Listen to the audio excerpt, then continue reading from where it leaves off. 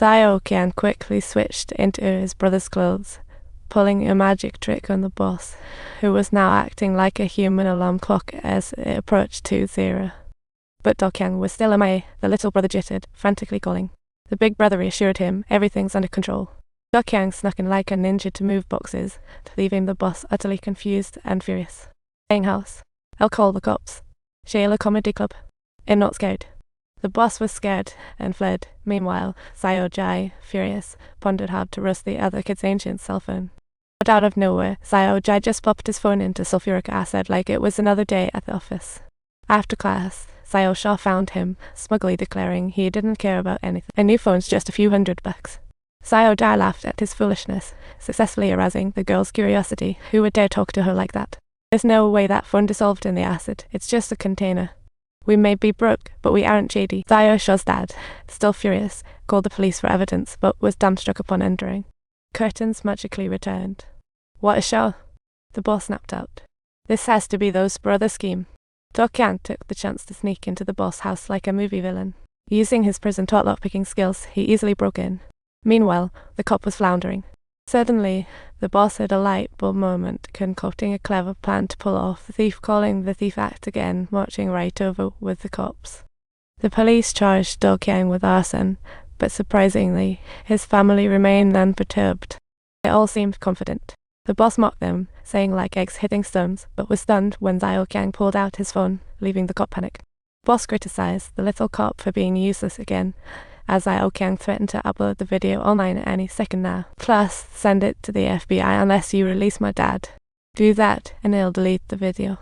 The boss was left speechless, sulking off like a puppy. The brothers finally flashed their brilliant smiles, as Grandpa was free at last. Did you get bullet inside?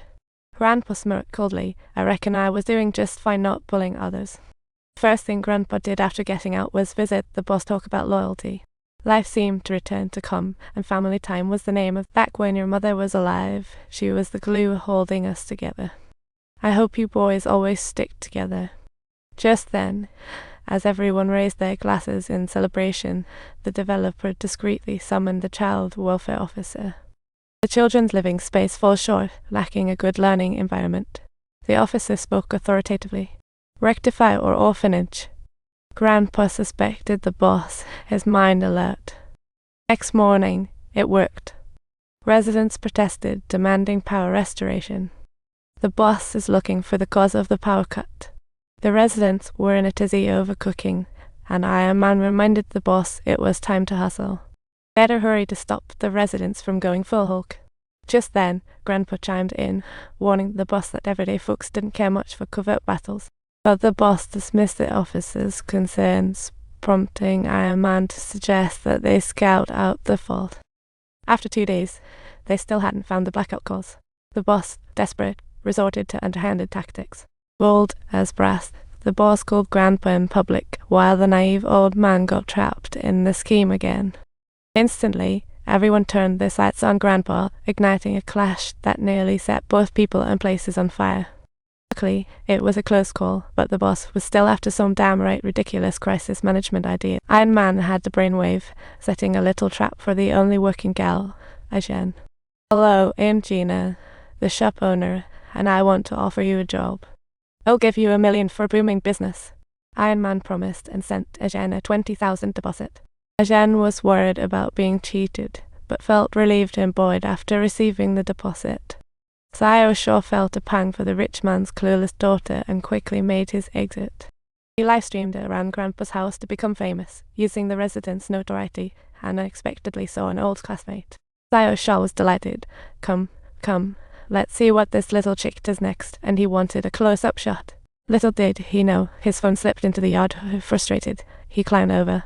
To his misfortune, he landed straight into the cow's den, yet the stream's viewer count skyrocketed. Even more embarrassingly, the boss called in, and Grandpa answered casually, leaving the boss nearly jumping out of his seat. Dinner's almost ready. Don't be shy, come eat at my place. Grandpa's invite left Xiaoqiang all smiles. Discovering Grandpa's food tastier than caviar, Xiaoqiang thought his granddad's skills were top-notch. Grandpa left, leaving the young couple behind. Xiaoqiang thought Grandpa was genuinely great before deciding to spill a big secret. Your mom got a new job. It's a trap set up by my dad, aimed at sending your sister to an orphanage. Xiaoqiang instantly called his mom, but little did he know. Jan was busy hosting a party for former colleagues, bragging about her impending 6-figure salary, seizing every chance to let loose. Jen ignored her son's call, sharing her excitement when the golden retriever boss appeared, boldly declaring her intent to quit. The golden retriever often stole food from her house, but now she resists at a new level. The two women pulled at each other. Jen yelled, pulling out a tuft of the retriever's fur as her son called.